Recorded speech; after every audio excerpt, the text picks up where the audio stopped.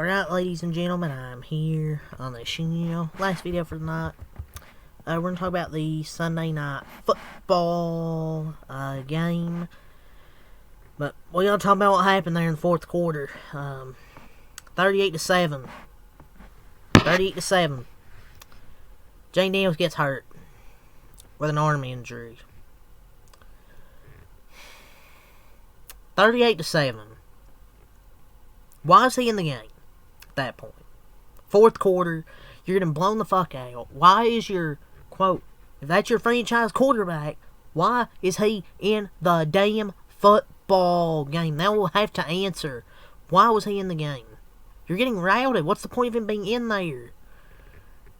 And it just looked awful. I didn't notice at first what happened. I look at it, and then I go on Twitter. I see replay, and it's just bent, man. That shit's broke. It was just looked awful. That was a significant arm injury. Like I said, I just think it's broke. It was just awful. Like, this is not career-threatening, and depending on the associated injuries, there's a slim chance it may not be season-ending, but I think it might be season-ending. It's just, you have to get it repaired. Like, also, with the Commanders, Jay Nance, whenever he comes back, is also going to have to get rid of the football faster and more frequently. I know he has a little separation from his receivers. I get it. Like, so far this season, the receivers aren't giving much separation. But he can't survive all these scrambles. There's just less protection in open field. And then you saw what happened there. That was just unlucky. But also, Dan Quinn shouldn't have had him in the game. That's coaching malpractice. At that point of the game, it's a blowout. You don't have your franchise quarterback in the game right there. I mean, people are like, oh, it could have been a hip drop tackle. It might have been, but he shouldn't have even been out there, man. Now, this was just an all-encompassing beatdown, capped by a potentially serious injury to their franchise quarterback. Just a nightmare, man. He was your prized possession as a franchise. What's the point of having him in the game there? You're down 38-7 in the fourth quarter. You're not going to come back from that. So what's the point? Stupid, man. He wasn't having a good night anyways. You could say, oh, they're trying to, get some momentum, like put a good drive together or something like that. Does that really get you any momentum? Like, get you a good drive built up for next week? Like, never understand that point. When people try to mention that, you're just trying to get a good possession to make yourselves feel better. Like, so stupid, man. And he was walked off the field with his left arm in a brace. So, this Commanders team's a mess. The Commanders are also a crap show on defense, a shit show out there. And if the coach is no genius, and the coach is no genius, and you're having your fucking franchise quarterback run around, damn, what feels like 100 points. You're not going to win, so I don't even know why even have him out there. It's, like I said, coaching malpractice. Coaching malpractice. But let's get to the stat sheet of this game here tonight. Just a complete ass whooping by the Seattle Seahawks. 38-14. It's really 38-7 until that garbage time touchdown.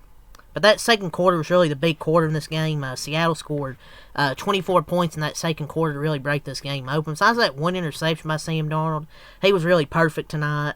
Seattle improves to 6-2. Well, let's talk about Sam Darnold. 21-24, 330 yards, 4 touchdowns, 1 interception. Only got 1 interception, but what a night from Sam Darnold. What a season he has had so far, man. He went 16 for 16 in the first half. He was perfection. I believe he completed, his first, 16, 17 passes? Sam Darnold, there's so many good quarterbacks now, man, that they've left shitty franchises. Daniel Jones left the Giants, and now he's being really good with the Colts. Sam Darnold left the Jets, goes to the Vikings, now the Seahawks, and he has had success. Baker Mayfield leaves Cleveland, Goes around a few teams. Carolina, Los Angeles Rams. And he's found his home in Tampa Bay.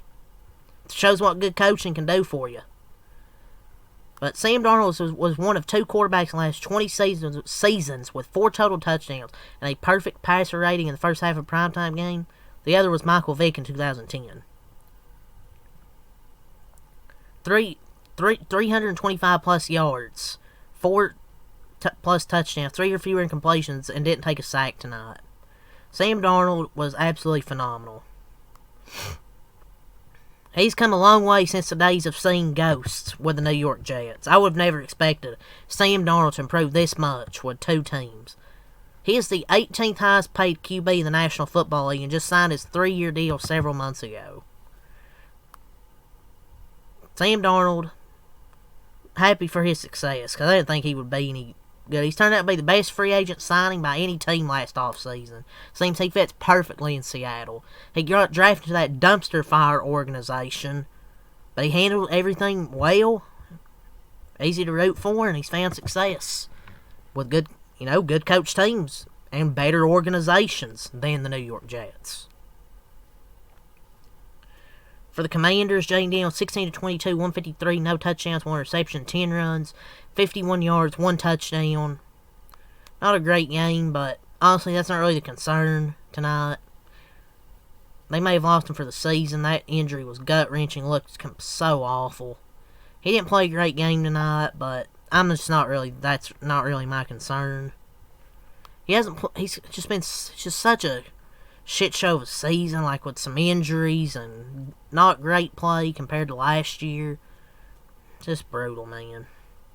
Chris Rodriguez, and I will go the Seahawks first.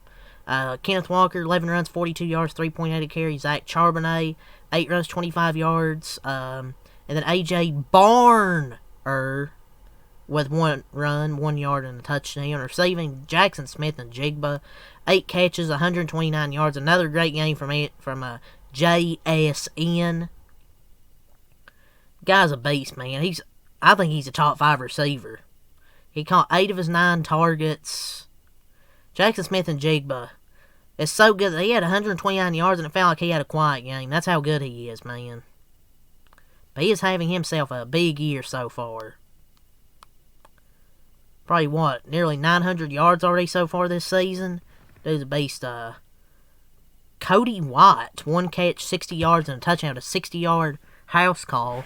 Torrey Horton, 4 catches, 48 yards, 2 touchdowns. He's a big piece of this offense, man. Torrey Horton already has 5 touchdowns this season. So what a great game from Torrey Horton with 2 touchdowns.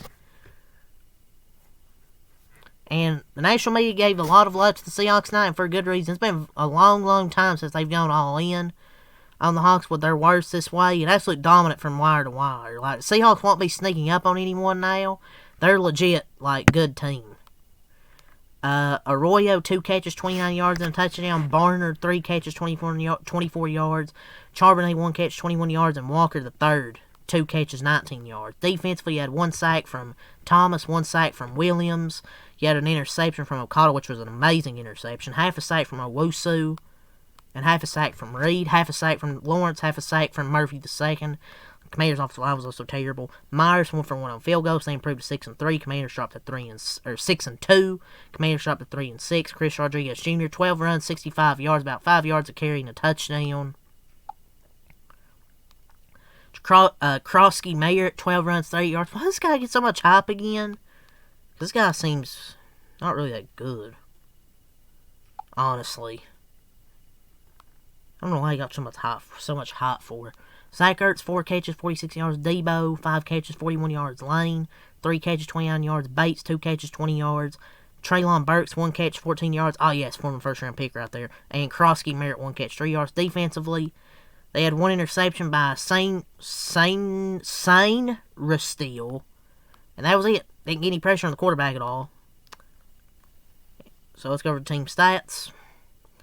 Seahawks had 418 total, 330 passing, 88 rushing, 8 yards of play, 21 first downs, 7 for 11 on third downs, 0 for 0 on fourth down, because they didn't ever have to go for it. 48 total plays, no sacks, 3 punts, 5 penalties, no fumbles, 1 reception, 27 minutes time possession. Washington had 290 total, 133 passing, 157 rushing, 4 yards of play, 19 first downs, 6 third downs, 1 for 2 and 4th downs, 62 total plays, 4 sacks, allowed 4 punts, so they were terrible. 8 penalties, 1 fumble, 1 interception, also 2 turnovers, and 32 minutes time possession. So yeah, 38-14, Seattle whoops them. They had 7 in the first quarter, 24 in the second quarter, 7 in the third quarter, 9 in the fourth quarter. Washington 0 in the first quarter, 7 in the second quarter, 0 in the third quarter, 7 in the fourth quarter. Yeah, dominant victory for Mike McDonald and his team. They continue to win. But with the Commanders, defense can't cover. There's no deep threat other than Terry. Their most reliable possession receiver is, 35? They have no alpha pass rusher.